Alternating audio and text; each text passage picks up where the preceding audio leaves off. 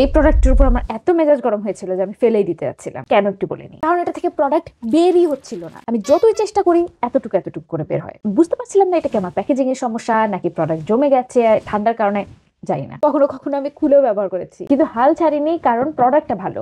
মানে এটা খুবই চমৎকার একটা ময়শ্চারাইজিং লোশন। যেমন আমার আই এম ফ্রম রাইস টোনারটা খুব পছন্দ, তো ওটা তো টোনার, ওটা একটা লোশন ভার্সনের মতো। এটা এটা লোশন টেক্সচারে খুব চমৎকার একটা ময়শ্চারাইজিং ফিনিশ দেয়।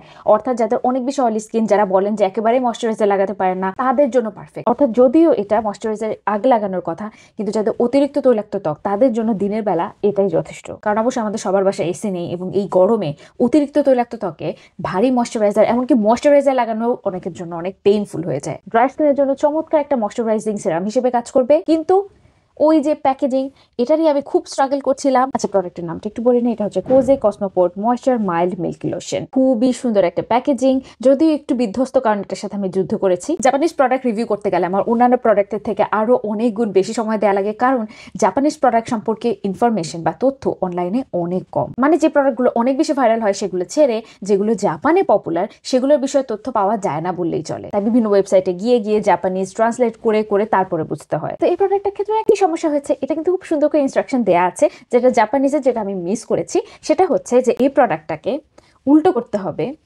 এরপরে ঝাঁকি দিতে হবে, এরপরে সাবধানে খুলে এমন করলেই প্রোডাক্ট চলে আসবে হাতে। মানে একটা সস যেভাবে আমরা বের করি সেভাবে বের করতে হবে, কারণ এটা টোনার বা সেরামের মতো না, কিছুটা ভারী। এই কারণে এটা একটু ঝাঁকিয়ে বের করতে হবে। এটা মূলত সেন্সিটিভ স্কিন ফ্রেন্ডলি করে বানানোর চেষ্টা করা হয়েছে। কোনো অ্যালকোহল, ফ্রেগ্রেন্স বা প্ল্যান্ট এক্সট্রাক্ট নেই। খুবই সুদিং, কামিং। যদি আপনার তৈলাক্ত বা অতিরিক্ত তৈলাক্ত ত্বক হয়ে থাকে এবং আপনি এমন কিছু খোঁজ করেন যেটা লাইট ওয়েট ময়শ্চারাইজেশনের কাজ দিবে, তাহলে আপনি এটা ট্রাই করতে পারেন। বা আপনার যদি অতিরিক্ত ড্রাই স্কিন হয়ে থাকে এবং আপনি ময়শ্চারাইজিং কোনো একটা সেরামের খোঁজ করে থাকেন, তাহলে এই লোশনটা ট্রাই করতে পারেন। আর এই প্রোডাক্টটি আপনারা পেয়ে যাবেন কিরে ওয়েবসাইট এবং ফেসবুক পেজে।